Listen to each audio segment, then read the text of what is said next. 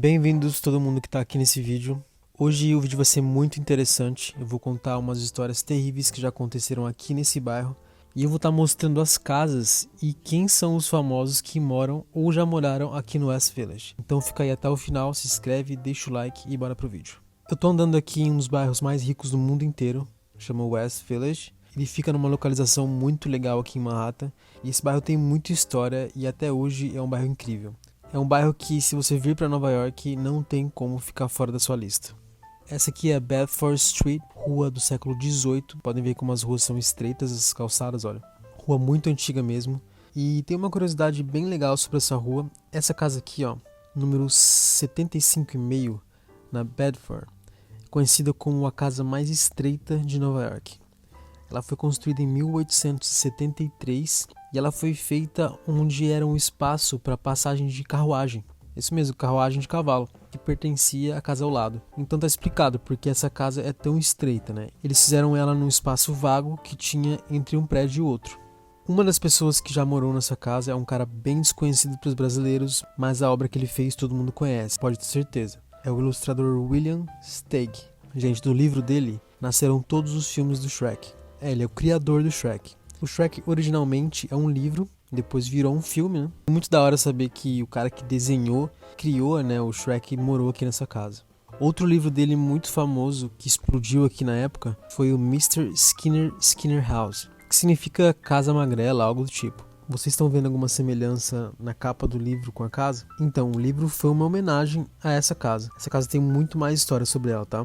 Antes do criador do Shrek morar nela, um consórcio de artistas alugou essa casa para que os atores que se apresentassem no histórico Cherry Lane Theatre, que é um teatro que eu ainda vou mostrar nesse vídeo, tá? Então fica aí para ver também, que as histórias vão se ligar. Nessa época, uma mulher muito importante morou com o marido dela aqui na casa. O nome dela era Edna St. Vincent Millay. As pessoas até hoje chamam essa casa pelo nome dessa artista. Eles chamam de Millay House. Quem foi ela? Ela foi uma escritora americana que na época ganhou os prêmios sim, mais importantes da área. Eu tirei uma frase de um dos poemas dela para trazer aqui para vocês. Dá uma olhada. Onde você ficava, há um buraco no mundo, que me vejo sempre contornando durante o dia e caindo durante a noite. Sinto terrivelmente a sua falta. Que isso, né? É muito forte. Tem pessoas que nascem mesmo com muito talento e com uma facilidade enorme com as palavras. Eu acho que isso é incrível. Como alguém com algumas palavras juntas ali, uma frase pode transmitir qualquer tipo de emoção que ela quiser para quem está lendo a obra dela. Voltando para a história da casa da Edna Millay, ela contratou um arquiteto, Ferdinand Savignano, para reformar a casa e ela fez um estúdio de arte no último andar para ela. Em 2013, essa casa foi comprada por 3,25 milhões de dólares e hoje não se tem notícia de quem é o dono dessa casa. Esse aqui é o famoso e lendário Cherry Lane Theatre. Então, lembra que eu falei que o consórcio de artistas alugou a casa estreita lá? Era para que os artistas que se hospedassem lá pudessem ficar tranquilos na casa e viessem se apresentar aqui no teatro. Esse teatro, em 1817, antes de ser um teatro mesmo, ele era um depósito de utensílios de fazenda, porque isso aqui era tudo uma grande fazenda. Depois virou um depósito de tabaco e depois, finalmente, o primeiro teatro off-Broadway de Nova York. Vocês estão vendo aqui agora, gente, é um lugar lendário, pode não parecer, tá? Mas tem muita gente, uma galera assim super importante. Pablo Picasso mesmo já rodou uma peça de teatro, que eu também não sabia dessa informação que o Pablo Picasso fazia teatro. Também achei muito interessante isso, saber que ele já esteve aqui, né? Torna uma visita muito mais especial você saber o que aconteceu em tal lugar que você está visitando. Outro cara muito famoso e muito importante que frequentava aqui e que começou aqui foi o ator John Malkovich. O John é um cara que tá nativo faz muitas décadas, né? O último filme que eu vi ele atuando foi o Bird Box. Ele faz filmes ainda. E não sei se vocês ficaram sabendo, em 2015, o John Malkovich foi desafiado pela marca de conhaque Louis XIII, uma das 4 gigantes mundiais de conhaque. A marca francesa desafiou o John a fazer um filme, a produzir um filme que ficasse tanto tempo sem ver a luz do sol quanto o seu conhaque. Em outras palavras, o desafio era fazer o filme e deixar ele guardado por 100 anos e só depois lançar o filme. É a mesma coisa que eles fazem com a bebida, no caso. Fica lá guardada, envelhecendo por 100 anos para eles depois venderem a bebida por, sei lá, vários mil dólares, uma garrafa. E por incrível que pareça, o filme foi produzido. Ele vai se chamar 100 anos e vai ser lançado só em 2115. Sério, 2115. Essa casa aqui é de 1822. Isso aqui na época devia valer nada, né? Hoje vale vários e vários milhões de dólares. Ela fica bem aqui na frente da casa da série Friends, mas que vocês estão cansados de ver em outros vídeos, então vamos passar batido por essa aqui, né? Bora pra algo mais interessante. Mas no caso, quem for vir visitar a casa do Friends, é só olhar na esquina da frente que vocês vão ver essa casa aqui de 1822, beleza? Esse aqui é o HB Studios. Esse estúdio aqui, ele nem foi tão importante, tá? Duas pessoas que começaram aqui, pra vocês terem uma ideia, foram simplesmente o De Niro, Robert De Niro, e o Al Pacino.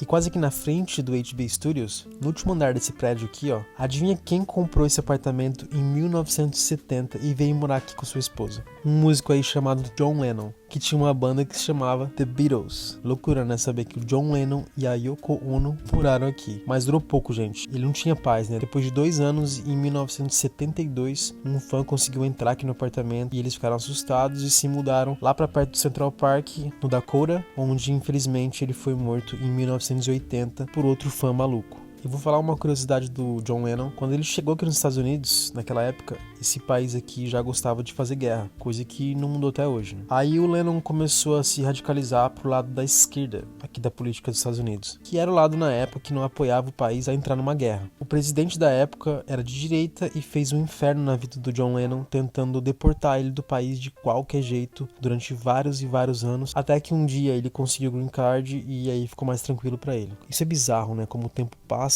e a gente só percebe que todos os políticos, sem exceção, são uns lixos. Enquanto o John Lennon estava fazendo músicas em protesto para acabar as guerras, tinha político aí querendo deportar ele do país. Eu tive que passar aqui nessa biblioteca porque tem uma história bem legal sobre ela.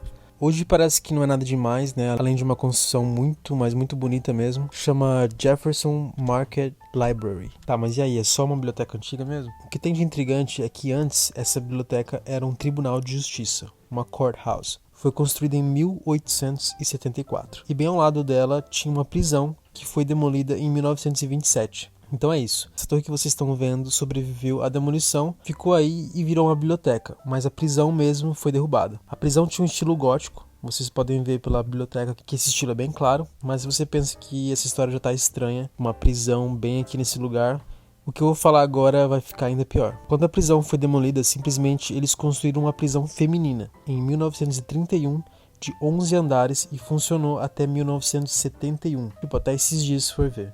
Algo bem atípico é que essa foi a única prisão com arte deco do mundo inteiro. Nessa prisão aconteceu muita coisa absurda e infelizmente foi conhecida como um lugar de muito sofrimento para as mulheres. As pessoas chamavam isso aqui de Hellhole, que basicamente é buraco do inferno. As mulheres que ficaram aqui foram responsáveis por muita mudança aqui em Nova York e no mundo, já que tudo que acontece aqui em Nova York mais cedo ou mais tarde reverbera para o mundo inteiro. Depois desses acontecidos teve muito avanço no que se diz respeito sobre direitos das mulheres, mesmo que para isso elas tiveram que se sacrificar e sofrer aqui dentro. Muitas mulheres famosas na época foram presas, uma delas foi a Dorothy Day, uma famosa jornalista anarquista, outra foi a Ethel Rosenberg. Ela foi uma mulher nascida e criada aqui em Manhattan, no Lower East Side, foi condenada por espionagem a favor do governo russo. E podem acreditar que ela foi sentenciada à morte e executada na cadeira elétrica em 1953. Não dá pra acreditar, né, que nem faz tanto tempo assim e as pessoas estavam morrendo numa cadeira elétrica. E pra piorar a situação, diz que deram 3 vezes o choque nela, tiraram ela da cadeira e perceberam que ela ainda estava viva. Aí colocaram ela de novo, deram mais 2 choques e quando viram que estava saindo fumaça da cabeça dela, perceberam que tinha dado certo e ela tinha morrido. E gente, isso aqui é para as pessoas que pensam que os Estados Unidos é um país super evoluído, né? Fica aí a informação meio que dizendo o contrário, né? Outra personalidade que ficou presa aqui foi a Angela Davis. É uma ativista feminina militante do Partido Comunista dos Estados Unidos e ex-membro do grupo Pantera Negra, que lutava pelos direitos das mulheres e contra a discriminação racial. O grupo Pantera Negra é muito famoso aqui na cidade, inclusive outra membro famosa do grupo foi a mãe do rapper Tupac. A Angela Davis está viva até hoje, ela tem 80 anos, bem demais. Inclusive ela já concorreu à vice-presidência dos Estados Unidos na década de 80. Ela não venceu, mas vou falar a verdade que você sai de uma prisão injusta e cruel para um dia ser candidata à vice-presidência dos Estados Unidos é uma volta por cima e tanto. Esse aqui é o Café Society, que foi fundado em 1938 e aqui rolou a primeira peça afro-americana. O fundador do teatro, ele teve a ideia do café porque ele foi para a Europa antes da Primeira Guerra Mundial, e ele viu os cabarés políticos lá e ele queria criar uma versão americana daquilo tudo. Então isso aqui tem muita importância na história dos Estados Unidos. A Liv Tyler, que é filha de Steven Tyler, vocalista da Aerosmith, comprou esse prédio aqui em 2001, é uma townhouse, por 3 milhões de dólares. E em 2019 ela vendeu por 17 milhões de dólares. Esses buracos que vocês estão vendo aqui, na época eles eram para as pessoas passar o calçado aqui, a bota, sei lá, e limpar embaixo de terra ou de neve. Isso aqui foi construído mais ou menos na época de 1810, 1820. Então se vocês verem alguma com esse buraco aqui, vocês sabem que era para alguém limpar o calçado. Aqui tem muita placa de nome das ruas em marrom, que significa que a gente está em um distrito preservado, que não pode ter muita construção nova e os prédios e as casas têm que ser preservados assim, para simplesmente preservar a história do bairro. Vou falar uma coisa, quando eu passei aqui pela primeira vez, eu pensei, essa casa tá muito estranha. Que parece que, essa casa não combina com o resto do lugar que ela tá. Eu fui pesquisar e simplesmente descobri que em 1960 ela foi transportada para cá. Sério, dá pra imaginar? Ela veio lá do Upper East Side aqui pro West Village. É muito longe. Eles chamam essa casa de Goodnight Moon House, porque a escritora Margaret Wise Brown viveu aqui quando ela escreveu esse livro infantil. Ela é daqui de Nova York também e nasceu lá no Greenpoint, no Brooklyn. Devido às ideias progressistas dos residentes aqui do West Village desde sempre, aqui foi um ponto muito importante para o surgimento de pensamentos e movimentos novos, desde políticos, artísticos e cultural em geral. Essa tendência fez que surgissem no bairro teatros, galerias de arte, etc. Aqui é onde ocorre a maior parade de Halloween do mundo. É aquele famoso desfile de Halloween de Nova York. Ele começou aqui no West Village. Vou falar alguns dos famosos que moram aqui nesse prédio, tá? O Hugh Jackman, o Calvin Klein, a Nicole Kidman, Jim Carrey e o ator do Harry Potter, o Daniel Radcliffe, eu sei lá como fala o nome dele, é Daniel alguma coisa. Eu já ouvi falar que o Mark Zuckerberg tem uma townhouse aqui no West Village que ele pagou 25 milhões de dólares. A atriz Ashley Olsen também é uma das moradoras aqui do West Village. Aqui também nesse bairro aconteceu o Stonewall Riots em 1969, que foi alguns protestos que ficaram famosos no mundo inteiro, que meio que liderou aí mundialmente a liberação do movimento gay aqui em Nova York. Esses protestos mudaram muita coisa para a comunidade LGBT e eles conseguiram muito progresso depois desses protestos. Então aqui é uma região conhecida e em homenagem para todas aquelas pessoas que lutaram pelos direitos dessas pessoas que na época elas passavam por uns absurdos que a gente não tem nem noção, né? Elas ainda passam hoje em dia, mas hoje em dia, pelo menos Nova York é uma cidade que eles chamam de gay friendly, né? Que assim, é uma cidade com uma cabeça bem desenvolvida em relação à comunidade LGBT. Isso é loucura, né? Em 1969, isso é tão recente que essas pessoas tiveram que fazer tudo isso pra simplesmente ter o direito de existir, né? Gente, por hoje é isso. Eu espero que todo mundo tenha gostado do vídeo. Ficou meio longo esse vídeo, mas é que tinha muita informação, deixei bastante até de fora. Queria pedir para vocês deixarem o like, deixarem um comentário, algum feedback, o que vocês acharam, alguma recomendação de tema, posso trazer para vocês. Eu vou trazer em breve aí as 5 coisas que eu mais gosto de Nova York, porque eu fiz as 5 coisas que eu menos gosto. E eu queria que vocês me ajudassem deixando um comentário, porque tem interação, se vocês comentam, se vocês deem um like, se vocês se inscrevem, o YouTube vai recomendar esse vídeo para mais pessoas. Muito obrigado a todo mundo que se inscreveu, porque essa semana eu bati 1000 inscritos. Agora só falta para monetizar meu canal as 4.000 horas assistidas de conteúdo. Então eu tenho que ter 4.000 horas de conteúdo assistido pelas pessoas para, enfim, monetizar o meu canal. Tô com 1000 e poucas horas já. O caminho é meio longo ainda, né? Mas com a ajuda de vocês eu vou conseguir isso em breve. Então compartilha, dá o like, se inscreve. Não esquece de deixar um comentário que é muito importante. Escreve aí para mim qual curiosidade vocês acharam mais interessante, o que mais impressionou vocês. E novamente, meu muito obrigado. Até a próxima. Valeu.